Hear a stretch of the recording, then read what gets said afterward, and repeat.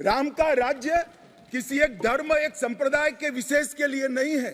मुल्ला मसीही ने भी रामायण मसीही लिखकर सबके लिए इस आदर्श को प्रस्तावित किया है। जो बोलते हैं, जो कहते हैं, वो करते हैं। माननीय गृह मंत्री जी।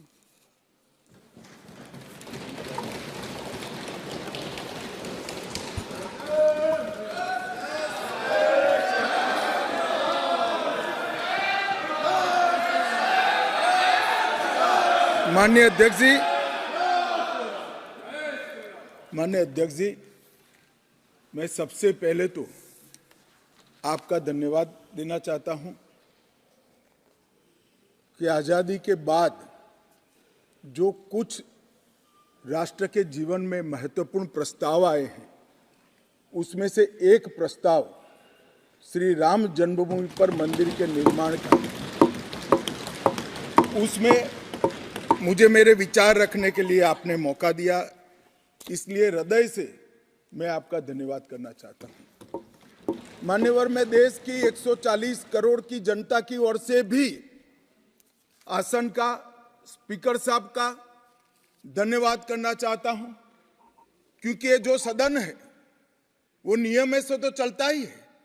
हर चर्चा नियमों से बंधी हुई होती है, संविधान से बंधी हुई होती है, परंतु एक मायनों में ये सदन जन चेतना का, जनता की आकांक्षाओं का और जनता की इच्छाओं की प्रवक्ता बनने का भी सदन का दायित्व है, और आज ये हो रहा है। 140 करोड़ के देश में और दुनिया भर में बैठे हुए राम भक्त जो 22 जनवरी के बाद एक अद्भुत आध्यात्मिक चेतना का अनुभव कर रहे हैं, इसको वाचा देने के लिए आपने समय दिया, इसलिए देश आपका हमेशा के लिए आभारी रहेगा। मान्यवर, मैंने आज किसी का जवाब नहीं देना है। आज मैं मेरे मन की बात और देश की जनता की आवाज को इस सदन के सामने रखना चाहता हूं, जो सालों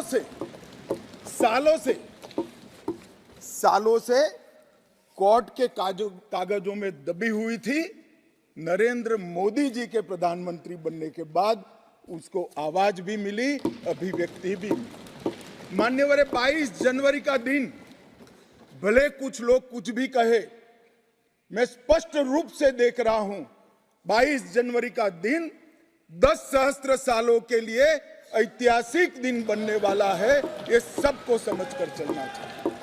मान्यवर, जो इतिहास को पहचानते नहीं, ऐतिहासिक पलों को पहचानते नहीं, वो अपने अस्तित्व को, अपने वजूद को कहीं ना कहीं खो देते हैं। मैं आज फिर से एक बार कहने वाला हूं मान्यवर कि 22 जनवरी का दिन 10 सहस्त्र से भी अधिक सालों तक इस देश का ऐतिहासिक दिन है। मान्यवर, 22 जनवरी का दिन 1528 से शुरू हुई एक संघर्ष और अन्याय के सामने लड़ाई का एक आंदोलन के अंत का दिन है। 1528 से चली हुई ये न्याय की लड़ाई यहां पर समाप्त।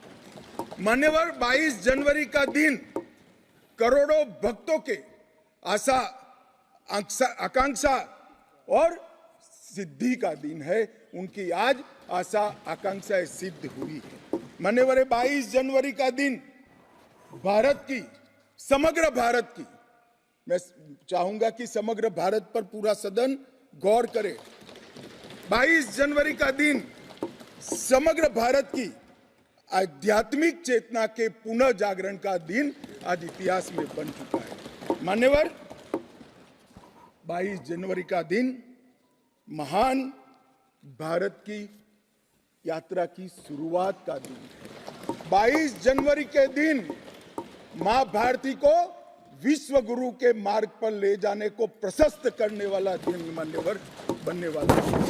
मान्यवर, ये देश की कल्पना राम और रामचरित्र के बगैर कर ही नहीं सकती।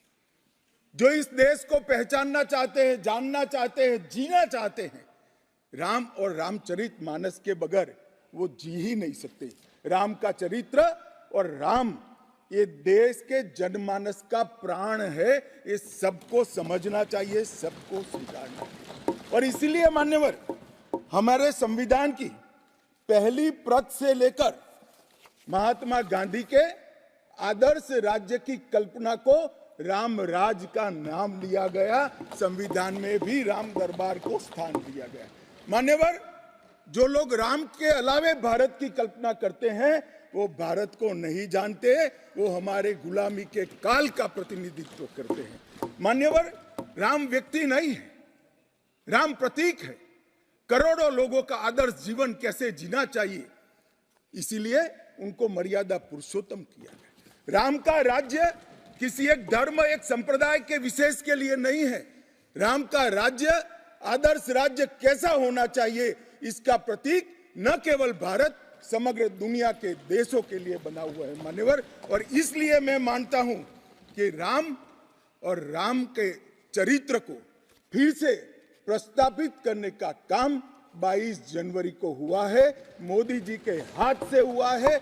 वो इस देश के लिए सौभाग्य का विषय है मान्यवर। हम सब उन सौभाग्यशाली लोगों में से हैं जो 1528 वहां पर राम मंदिर देखना चाहते हैं। पीढ़ियां चली गई, हजारों लोग, लाखों लोग शहीद हुए, संघर्ष किए, आंदोलन किए, मगर ये दिन देखना स्वप्न में नहीं आया। आज हम सब बहुत सौभाग्यशाली है कि इस देश को हम देख सकते हैं मान्यवर। भारत की संस्कृति और रामायण को अलग कर कर देखा ही नहीं जा सकता। कई भाषाओं में, कई प्रदेशों में और कई प्रकार के धर्मों में भी रामायण का जिक्र, रामायण का अनुवाद, रामायण से बनी परंपराएं और रामायण को अपने राष्ट्रीय चेतना का एक आधार बनाने का काम हुआ है। कई सारे रामायणों का उल्लेख है। संस्कृत में वाल्मीकि रामायण, आध्यात्म रामायण, आनंद रामायण, अवधी में रामचरितमानस, ओडिया में 13 प्रकार के रामायण, तेलुगु में रंगनाथ रामायण, रघुनाथ रामायण, कन्नड़ में कुमुदेंदु रामायण, तोरवे रामायण, बतलेश्वर रामायण, असमिया में कथा रामायण, सप्तकांड रामायण और शंकरदेव ने भी वरगीत के अंदर रामायण का वर्णन किया। बंगला में भी रामायण मिलेगा, कश्मीर में भी राम अवतार चरित मिलेगा, बौद्ध परंपराओं में भी हनुमान जातक में रामायण का जिक्र मिलेगा, मैथिली में भी रामायण है, पंजाबी में गोविंद रामायण है। इतना ही नहीं, ओवैसी साहब चले गए, मुल्ला मसीही ने भी रामायण मसीही लिखकर सबके लिए इस आदर्श को प्रस्तावित किया है। कई सारे देशों में भी रामायण को स्वीकारा है और एक आदर्श ग्रंथ के रूप में प्रस्तावित किया है। विदेशों में नेपाल, जावा, इंडोनेशिया, कंबोडिया, तिब्बत, ये सभी देश भाषाओं में रामायण का अनुवाद भी हुआ है और उससे प्रेरणा भी ली जाती है। हमारे यहाँ आदिवासी जीवन भी एक प्रकार से अलग संस्कृति से, अलग परंपराओं से रचा बचा। उरांव में, बोडो में, संथाल में, संकाल में, बिरहोर में और छोटा नागपुर में सभी जगह स्थानीय भाषाओं में रामायण का अनुवाद भी हुआ और रामायण के आधार पर अपने जीवन को, आदर्श को बनाने का काम भी हुआ। मान्यवर, राम और रामायण से अलग इस देश की कल्पना हो ही नहीं सकती। मान्यवर, ये जो राष्ट्र की इच्छा की परिपूर्ति सम्माननीय मोदी जी के हाथ से 22 जनवरी को अभिजीत मुहूर्त में हुई है, ये लड़ाई 1528 से लड़ी जा रही है। दशकों तक ये लड़ाई चली मान्यवर, दशकों तक लड़ाई चली। लगभग 1858 से कानूनी लड़ाई चल रही है। जब से अंग्रेजों का शासन था, 330 साल के बाद कानूनी लड़ाई का आज अंत आया है और रामलल्ला अपने गर्भगृह के अंदर विराजमान हो गए। मान्यवर, 330 साल के बाद और 1528 से एक लंबा जो आंदोलन चला उसकी समाप्ति हुई है और देश की आध्यात्मिक चेतना की जागृति हुई है। मान्यवर, मैं इतना ही कहना चाहता हूं, ये आंदोलन से अनभिज्ञ होकर कोई इस देश के इतिहास को पढ़ ही नहीं सकता।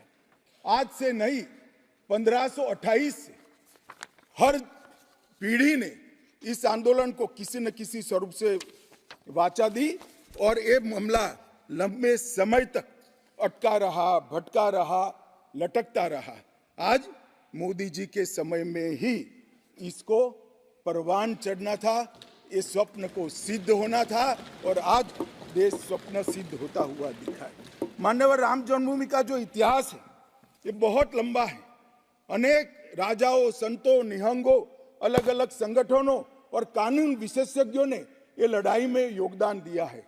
मैं आज ये 1528 से 22 जनवरी 2024 तक की संपूर्ण कानूनी और युद्धों की और आंदोलनों की लड़ाई को, ये सभी योद्धाओं को बहुत विनम्रता से स्मरण करना चाहता हूं और उनकी लड़ाई जब आज समाप्त हुई है तब मुझे विश्वास है मान्यवर वो जहां भी होंगे बड़ी आनंद की अनुभूति करते होंगे, अपनी श्रद्धा को चरितार्थ करने की अनुभूति करते होंगे।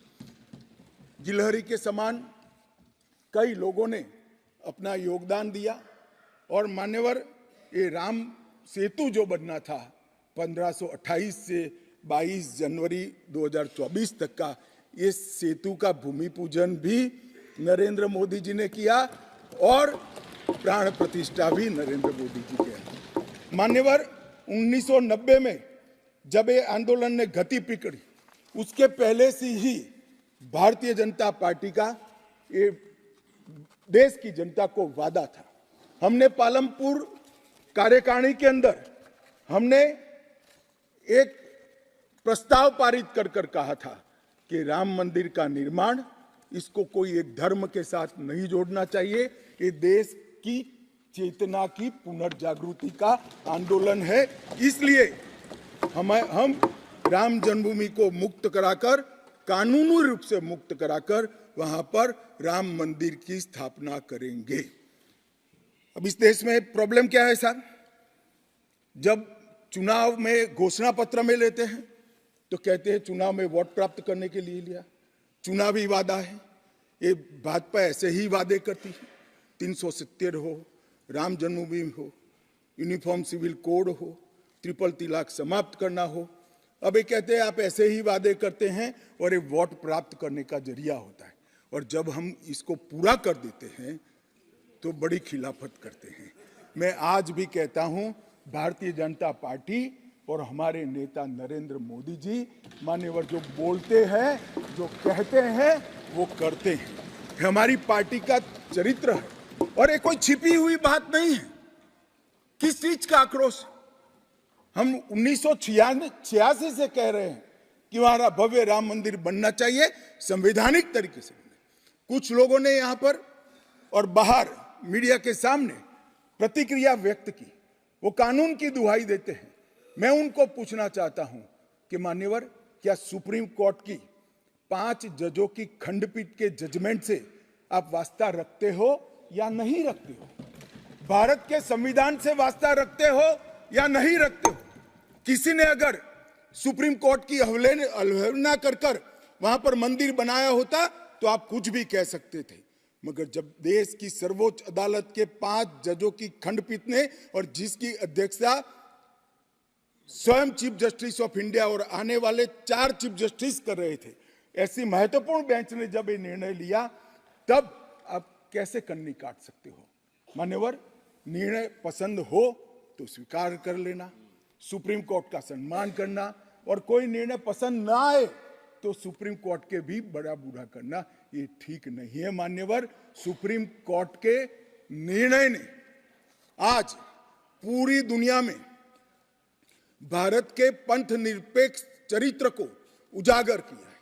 दुनिया में एक भी देश ऐसा नहीं है जहां बहुमत समाज ने अपनी आस्था का निर्वहन करने के लिए इतनी लंबी कानूनी लड़ाई लड़ी। हमने राह देखी है, सुप्रीम कोर्ट में लड़ाई लड़ी और सुप्रीम कोर्ट का जजमेंट आने के बाद वहां पर आज भव्य राम मंदिर बना है। मान्यवर, जो बोल रहे हैं उनको भी सब मालूम है कि क्यों बोल रहे हैं।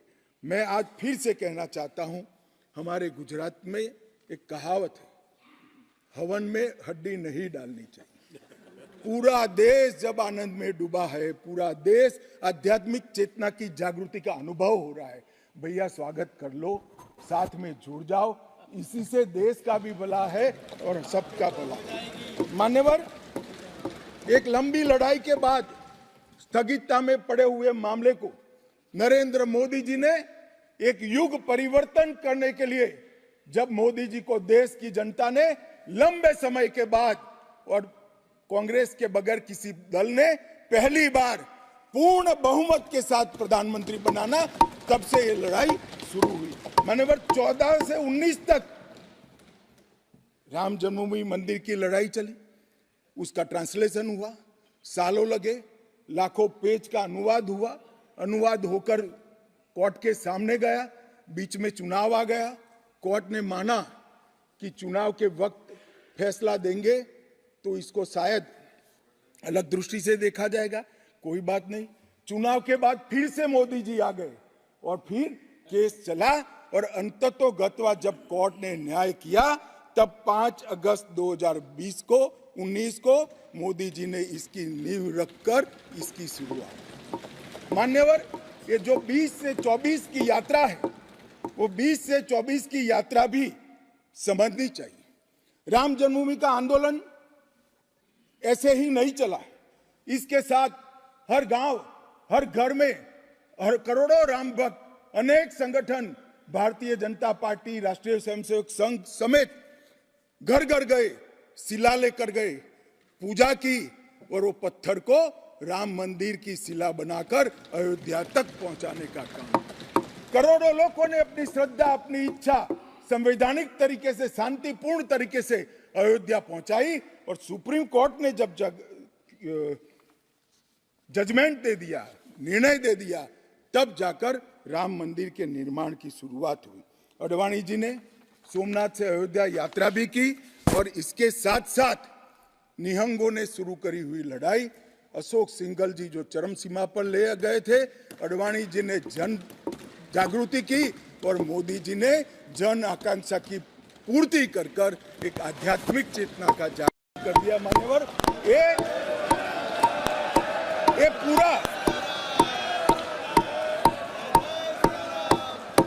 पूरा आंदोलन, मान्यवर, जब भी दुनिया का इतिहास लिखा जाएगा, एक डेमोक्रेटिक वैल्यू के रूप में देखा जाएगा कि कोई एक देश अपने बहुमती समाज की धार्मिक विश्वास की पूर्ति के लिए इतने समय धैर्य रखकर सुप्रीम कोर्ट में गुहार लगाता रहे और सुप्रीम कोर्ट के जजमेंट आने के बाद सौहार्दपूर्ण वातावरण में इसकी पूर्ति हो। मान्यवर, ये बहुत बड़ी बात है और मैं मानता हूं मान्यवर कि ये मोदी जी के नेतृत्व के बगैर संभव नहीं था।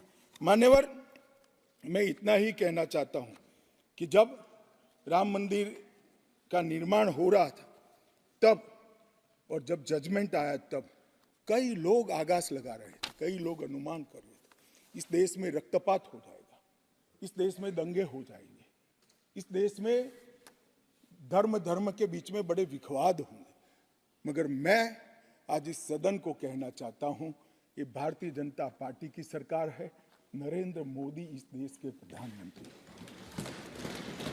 कोर्ट के जजमेंट को भी जय पराजय की जगह सबकी मान्य न्यायालय के आदेश में परिवर्तित करने का काम मोदी जी के दूरदर्शी विचार ने।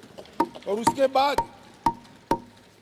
बाद जब समय आया, निर्माण के बाद जब समय आया, मान्यवर, उनको न्योता मिला कि वो आकर भूमि पूजन करें। 130 करोड़ की जनता के वो जनप्रतिनिधि हैं। न्यास ने उनको नेतृत्व करने का, जनता का प्रतिनिधि के नाते जब मौका दिया शिलान्यास करने का, तब मोदी जी के जो पूरा आचरण है इसको ध्यान से देखना चाहिए। मान्यवर, वो आचरण आने वाले अनेक सैकड़ों सालों तक दुनिया के सामने रहेगा और दुनिया के सामने इससे कई लोगों को प्रेरणा भी मिलेगी। मान्यवर, हम सब ने आचार्य गोविंद देव गिरि जी ने जो वक्तव्य दिया वो सुना है। मोदी जी को जब मौका मिला तब उन्होंने रामानंदी समाज के, संप्रदाय के और वैष्णव संतों से पूछा कि भाई प्राण प्रतिष्ठा करनी है, किसी संसारी ने करनी है, तो इसके यम नियम, इसके लिए किस प्रकार की उपासना करनी चाहिए, और जो संतों की ओर से सुझाएगा उससे भी अनेक गुना कठोर 11 दिन का व्रत इस देश के प्रधानमंत्री। मान्यवर, 11 दिन तक सैया पर नहीं सोना, 11 दिन तक केवल नारियल पानी के साथ उपवास करना, 11 दिन तक पूरा समय राममय, राम भक्ति में रचे बसे रहना और पूरे जीवन की उस वक्त की हर सांस को राम के साथ जोड़कर राममय बनकर प्राण प्रतिष्ठा करना। मान्यवर, ये 11 दिन में मां सबरी, गिलेरी, वानर, भालू, जटायु, ये सब के साथ जुड़े हुए देश भर में जो राम के स्थान थे, वहां जाकर राम के काज के लिए गिलेरी जैसा भी योगदान देने वालों को श्रद्धा पूर्वक प्रणाम करने का काम प्रधानमंत्री। राम मंदिर का जब भूमि पूजन का समय आया, कोई पॉलिटिकल नारे नहीं लगाए, ना मोदी जी ने इसका नेतृत्व पॉलिटिकली किया, ना हमारी पार्टी ने किया। हर रोज एक राम का भजन अलग अलग भाषा में ट्वीट कर एक भक्ति का आंदोलन शुरू किया। मान्यवर, इस देश में कई सारे भक्ति के आंदोलन खड़े हुए हैं, ढेर सारे आंदोलन खड़े हुए। मान्यवर, इस देश में भक्ति का आंदोलन कोई नया नहीं है। मान्यवर, मीरा ने चलाया, गुजरात में नरसिंह मेहता ने चलाया, रामानंद ने चलाया, एकनाथ और ज्ञानेश्वर ने चलाया, शंकरदेव और माधवदेव ने असम में चलाया, चैतन्य महाप्रभु ने चलाया, समर्थ रामदास ने चलाया। ये सब भक्ति आंदोलन ने समय समय पर देश को मजबूत करने का काम किया है, सनातन धर्म को टिकाने का काम किया है और सनातन धर्म के प्रति सबकी आस्था को बंधाने का काम। घनघोर अंधेरी रात में एक ध्रुव तारे की तरह ये भक्ति आंदोलन ने देश के जनमानस का नेतृत्व किया। भारत के ही छोर में 10 सिख गुरुओं ने अनेक प्रकार के बलिदान, एक दशम पिता ने तो अपना सर्वस्व दान कर दिया।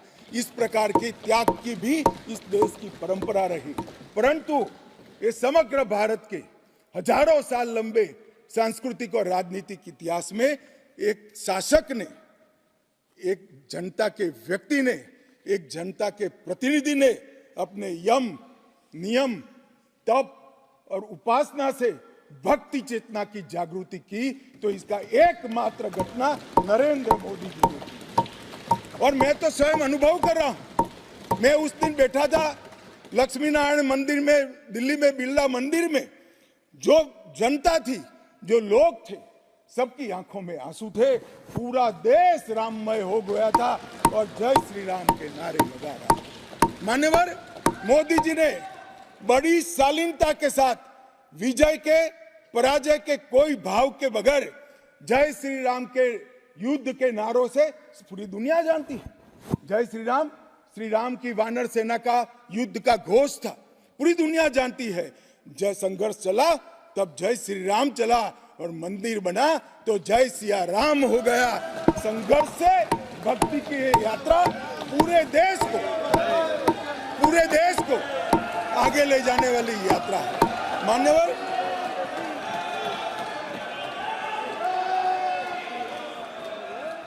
इतने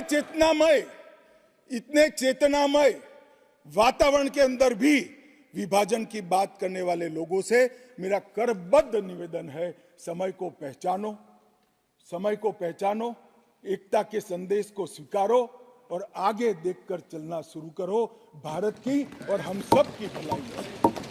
मान्यवर, ये बहुत बड़ा संदेश मोदी जी ने दिया है और मैं फिर से एक बात कहना चाहता हूं, जिसने संन्यास्त नहीं लिया है, जो सन्यासी नहीं है, जो किसी पंथ संप्रदाय का उपदेशक नहीं है, ऐसा व्यक्ति और जो देश का शासक है, प्रधानमंत्री है, प्रधान सेवक है, ऐसा व्यक्ति आध्यात्मिक चेतना, भक्ति की चेतना खड़े ये दुनिया में ऐसी मिसाल शायद ही कहीं नहीं मिली। मान्यवर, मैं ये जरूर कहना चाहता हूं, इस सदन में खड़े होकर गौरव के साथ कहना चाहता हूं कि मोदी जी मेरे नेता है, मेरे पार्टी के नेता है, मेरे पार्टी के प्रमुख नेता है। माननीय मोदी जी ने एक ऐसा नेतृत्व दिया जिसने अनेक समय पर नेतृत्व के गुण क्या होते हैं इसका परिचय देने का काम किया। अच्छे समय में भी किस प्रकार से संयम रखना चाहिए इसका एक उदाहरण स्थापित करने का काम किया और हर समय पर निर्भयता के साथ संवेदनशील, सजग और जन भावनाओं को समर्पित नेतृत्व कैसा होता है इसका उदाहरण दिया। इनके 10 साल के कालखंड के अंदर अनेक प्रकार के पड़ाव आए हैं। ये भी राम जन्मभूमि के आंदोलन जैसे ही पड़ाव रहे, क्योंकि जो गड्ढा ये खोद कर गए थे वो गड्ढे को भरकर उसमें महान भारत की इमारत बनाना ये राम मंदिर की यात्रा से कोई कम यात्रा नहीं है। मान्यवर, सबसे पहले मैं कहता हूं कि जो आर्थिक क्षेत्र के अंदर जो बदहाली करी थी, जो पॉलिसी पैरालिसिस वाली गवर्नमेंट थी, सैकड़ों पॉलिसियां बनकर आज 11वें नंबर से 5वें नंबर पर हमारे अर्थतंत्र को ले जाकर एक नीति के आधार पर चलने वाला राज्य, नीति के बनाने वाले नेता कैसा होता है उसका उदाहरण दिया। कोविड आया तो भयभीत हुए बगैर, सरकार की मशीनरी कम पड़ जाएगी, जब तक आंदोलन पूरा देश नहीं लड़ेगा इससे हम नहीं लड़ पाएंगे, वो जानते हुए एक मोर्चे पर वैक्सीन का इनोवेशन का काम चालू रहा, दूसरे मोर्चे पर हेल्थ इंफ्रास्ट्रक्चर का अपग्रेडेशन का काम चालू रहा, तीसरे मोर्चे पर हर गरीब के घर में अनाज पहुंचाने का काम चालू रहा, चौथे मोर्चे पर जो कोविड के दर्दियों की शुश्रूषा कर रहे थे उनका नेतृत्व करने का काम चालू रहा और 5वें मौके पर जनता कर्फ्यू, दिया जलाना, थाली बजाना, हंसने वाले आज रोड पर घूमते हो गए, उनको मालूम नहीं है पूरी दुनिया मोदी जी के संवेदनशील और समग्रता से भरे हुए नेतृत्व को आज स्वीकार। मान्यवर, यही समय में कोविड का पड़कार भी आया, यही समय में 62 की तरह चीन ने अपना मुंह दिखाना शुरू किया। दृढ़ता के साथ नेतृत्व छाती सीना तान कर खड़ा रहा, हिंदुस्तान की एक इंच जमीन नहीं। कई बार हुआ था इसी समय में पूंछ और पुलवामा में हमला हुआ, सर्जिकल स्ट्राइक और एयर स्ट्राइक कर कर नेतृत्व की वीरता का भी परिचय दिया और घर में घुसकर जवाब देने का काम किया। हजारों बच्चों जब परीक्षा के वक्त आत्महत्या करते थे, ट्रेस में आते थे, मनोरोग के शिकार बनने थे, एक पिता की तरह एक प्रजावात्सल नेतृत्व का परिचय देते हुए प्रजा परीक्षा पे चर्चा की भी बात। और जब मौका राम मंदिर का आया तब एक सन्यासी की तरह, एक भक्त की तरह गौरवपूर्ण तरीके से आध्यात्म को जागरूक करते हुए आध्यात्मिक चेतना का जागरण करने का काम भी नरेंद्र मोदी जी ने किया। मैं इसलिए कहता हूं कि बहुत लंबे समय से इस देश को ऐसे नेतृत्व की जरूरत थी। 70 साल तक, 68 साल तक देश ऐसे नेतृत्व में भटकता रहा, लटकता रहा। 130 करोड़ की जनता ने मोदी जी को चुनकर एक सर्वगुण संपन्न नेता को चुनकर देश की सभी चुनौतियों को समाप्त किया। मान्यवर, मैं आज आपके माध्यम से ये मैं कहना चाहता हूं, ये राम मंदिर का निर्माण, और राम मंदिर में रामलला की बाल प्रतिमा, मनोहरी दृश्य, आंख बंद कर देते तो सामने वो प्रतिमा दिखाई पड़ती। इतनी मनोहरी प्रतिमा बनाने का काम हुआ और उसकी प्राण प्रतिष्ठा भी हुई। मान्यवर, एक प्रकार से समग्र भारतीय संस्कृति को मोदी जी के माध्यम से एक अभिव्यक्ति का काम है। मान्यवर, राम का जीवन ही अपने आप में परिपूर्ण जीवन। बचपन में ही शिक्षा संस्थानों की रक्षा के लिए विश्वामित्र के वहां रावणों का वध किया, अहल्या को सम्मान दिया, मां सबरी को गले लगाकर इस देश के गिरिजन और पिछड़े लोगों को गले लगाने का काम किया, महिलाओं का सम्मान किया और गिलहरी, गिद्ध, वानर, रींछ, वनवासी सबको जोड़कर सत्य पर सत्य की विजय का झंडा श्री राम ने फहराया। और मोदी जी ने जब ये अयोध्या बन रही है, ये जब अयोध्या बन रही, ढेरों लोगों ने, मैं आज सबके बीच में कहने से मेरी आपको अपने आप को रोक नहीं सकता, ढेरों लोगों के प्रस्ताव कि अयोध्या के इंटरनेशनल एयरपोर्ट को श्री राम का नाम दिया जाए। बड़ा लोक लुभावन प्रस्ताव, परंतु मोदी जी ने महर्षि वाल्मीकि का नाम देना। सारे मौकों पर दशरथ का, सीता माता का चौराहे पर नाम देने का प्रस्ताव आया था, मोदी जी ने कहीं जटायु को रखा, कहीं गिलहरी को रखा, कहीं हनुमान को रखा। मान्यवर समग्र समाज साथ में लेने का काम किया। मान्यवर ये जो मंदिर बना है उसके निर्माण में भी पूरे समाज को साथ में रखने का काम किया गया है। मान्यवर मैं आपको जरूर बताना चाहता हूं कि इसमें देश के हर हिस्से को स्थान देने का काम मंदिर के निर्माताओं ने किया है। एक भी प्रदेश ऐसा नहीं है जहां से कुछ नहीं आया है। हर प्रदेश और आसपास के सभी देशों से राम काज के लिए कुछ न कुछ समर्पित हुआ है। सबकी भूमिका पूरे समाज को जोड़कर मान्यवर ये मंदिर बना है। ये सामाजिक एकता का एक अद्भुत उदाहरण मंदिर है, सांस्कृतिक पुनर्जागरण का अद्भुत उदाहरण मंदिर है। मान्यवर अयोध्या में राम मंदिर विध्वंस के सामने विकास का विजय है। मान्यवर अयोध्या में राम मंदिर धर्मांधता के सामने आध्यात्मिकता और भक्ति का विजय है। मान्यवर भारत के गौरवमय युग की ये शुरुआत है। आत्मनिर्भर भारत और विकसित भारत का रास्ते का प्रशस्तीकरण का पॉइंट है और भारत माता को विश्व गुरु बनाने के रास्ते की मान्यवर शुरुआत है। मैं जरूर मानता हूं कि सालों से, सदियों से इस देश के प्रेरणा पुरुष रहे, जिनके चरित्र से न केवल इस देश पूरी दुनिया संदेश लेती है, ऐसे प्रभु श्री राम को मूर्ति का अपने निज घर में स्थापन से इस देश का जो नया युग शुरू हुआ है ये बहुत शुभांकर होगा और आने वाले दिनों में 2024 में भी मोदी जी के नेतृत्व में यहाँ सरकार बनेगी और ये शुभांकर शुरुआत हुई है, उसको गंतव्य स्थान पर ले जाने का प्रयास करेगी। मान्यवर मेरा बहुत बहुत धन्यवाद। मेरे शब्द और विचार